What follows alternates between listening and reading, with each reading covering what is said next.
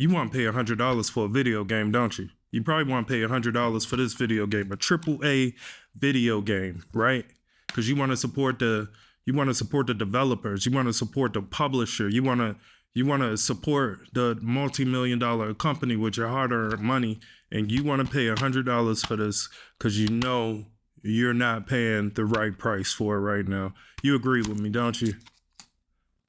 Well, you could possibly be paying $100 for a game in the future, and you probably will because of inflation.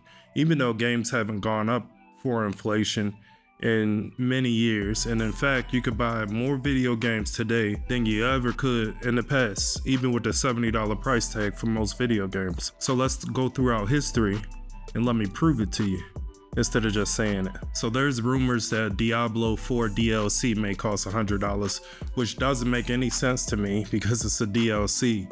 But if it was a full price video game, would you pay $100 for it? Do you think that in the near future you're going to end up having to pay $100 for a video game? The Atari 2600 came out in 1977 for $199. The cheapest price you could pay for a video game back then was $20, while the price range for Atari video games between $20 and $40. Back then you had games like Asteroids, Space Invaders, Pac-Man.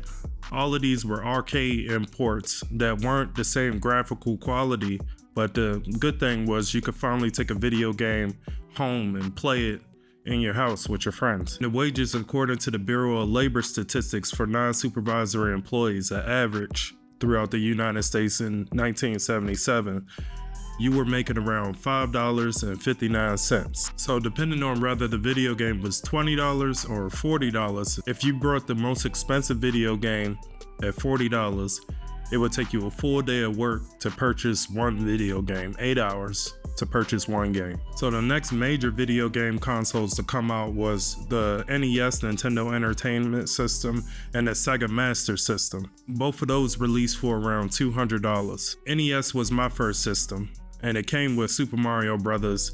Games don't really come with consoles anymore. That's a sad thing. You could still get a bundle nowadays, but they used to just come with it for no extra price back then. So the games for the NES and the Sega Master System range between $30 and $50. You had games like Mega Man, Super Mario Brothers, The Legend of Zelda, Contra, famous games like that, $30 to $50. And your wages, your wages around this time were $8.84. And to purchase one game, you would have to work 3.5 to 5.5 hours to purchase one video game. So see, your wages are going up. The price of video games are going up slightly, but your wages are kind of keeping up with it. I said chocolate chip. Say it. Say it. So as we move into the 90s, you had the new kind of console war, which was the Super Nintendo versus the Sega Genesis. I remember on Mortal Kombat, Scorpion used to say either get over here or come here, depending on what system you played it on. And I believe the Sega had like more blood and gore, whereas the Nintendo didn't, because they were still kind of family friendly back then. Famous games for these systems were Super Metroid, Mortal Kombat, Sonic the Hedgehog. Games for these systems were around $40 to $50. In '91, our wages were $10.63, and it would have took us about 6 hours to afford one video game. A little more expensive than the previous system. Hey, plumber boy, mustache man, your worst nightmare has arrived. Pack up your stuff. I got a little surprise for you here. Check it out. What do you think about that? We got real-time, 3D, lush organic environments. How's that make you feel, buddy? Feel a little like your days are numbered? A new challenger approaches PlayStation. PlayStation formed basically off of a failed Nintendo-Sony collaboration. Nintendo wanted to cancel the collaboration with Sony for I guess it was a Nintendo CD or something like that. And Sony, instead of just canceling the project altogether, they said, fine, well, we're just going to make us our own video game system on PlayStation, and then we're going to outsell everybody for the next 2-3 decades. And that's what they have done. Now, during this time frame, 93 to 96, you had several different consoles that came out. Atari still kicking. You had the Jaguar. You had the Super 3DO, who thought it was a good idea to charge $800 for a system in 1996. You had the Sega Saturn. You had the Sega 32X. And then you had N64.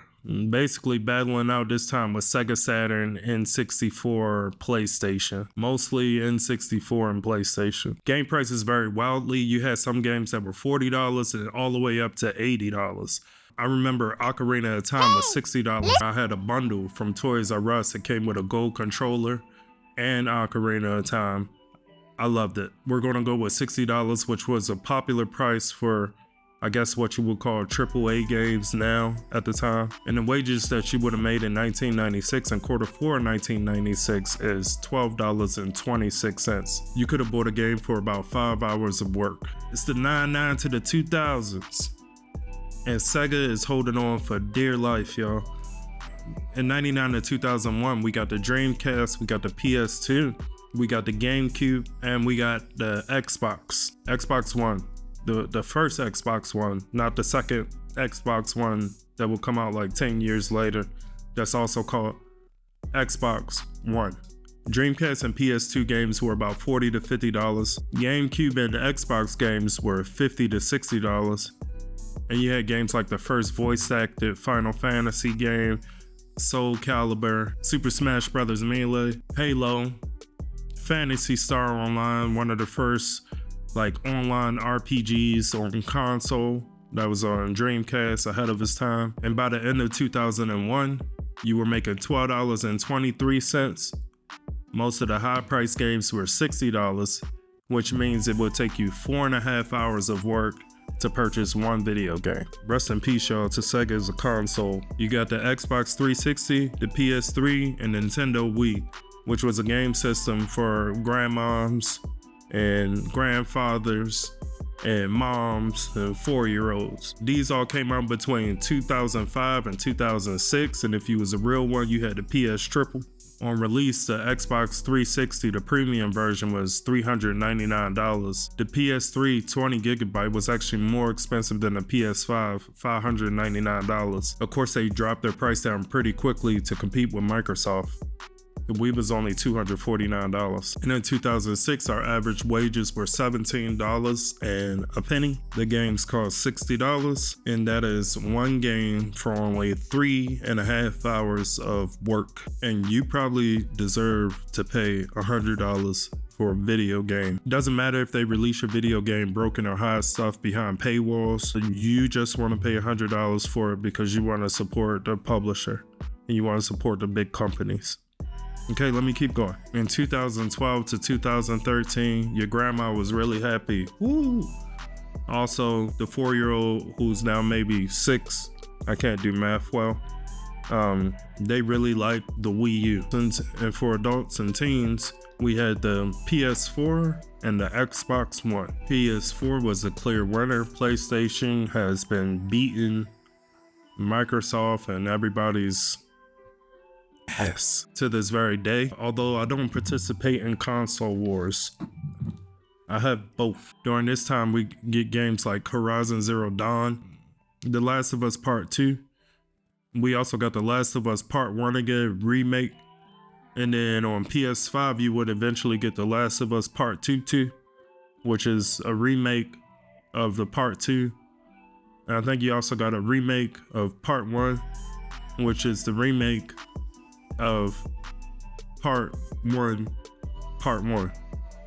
of Last of Us. You got games like Bloodborne and plenty of other games. It was a great time for the consoles and the PC. I haven't really talked much about PC because the PC prices, if it's not an indie game, if it's a AAA game and it's a release across all systems and PC happens to get it, PC is going to pay about the same price as they would for the consoles. And the games were $60 again. During this time in 2013, your wages were $20.31, and you can buy one video game for a little less than 3 hours of work. 2017, the Switch releases a system that Nintendo has released for not just grandmas, but everybody.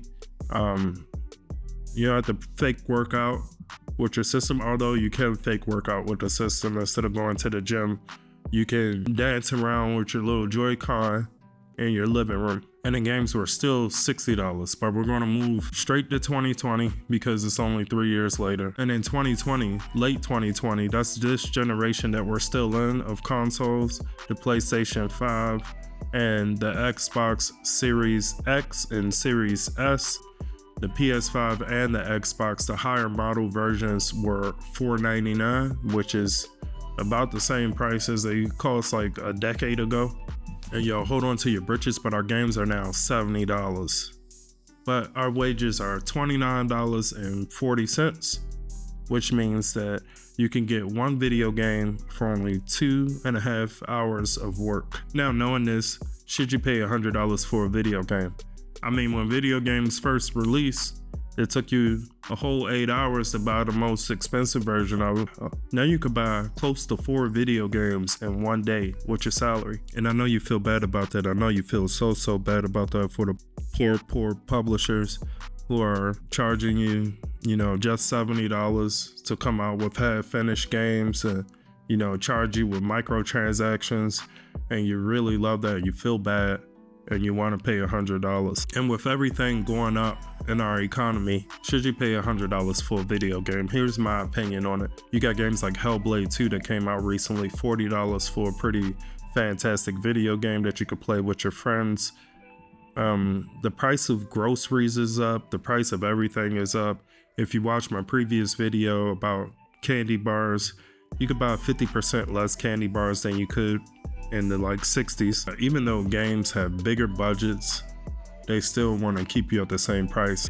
See, they haven't raised the price of video games, but they're still mostly making more money than they used to back in the day because the microtransactions.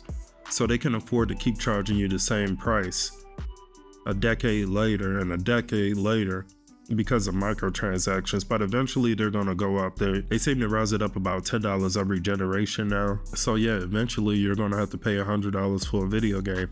I don't think that's anytime soon, but even when you do pay $100 for a video game, accounting for inflation, it's still cheaper than the video games that you would have bought in 1977 with the wages that you had back then. I'm not saying that you should want to pay $100 for a video game, even though I've said that multiple times throughout this video. I'm also stating that there's video games that are still cheaper, that still cost probably what you would have paid in the 90s and are, full-fledged games like Power World or something, So it's coming. Maybe not next year, maybe in 2 years, but eventually it's coming. Thank you for watching the video. Like the video if you like it, subscribe if you like it, don't if you don't, but I appreciate it either way.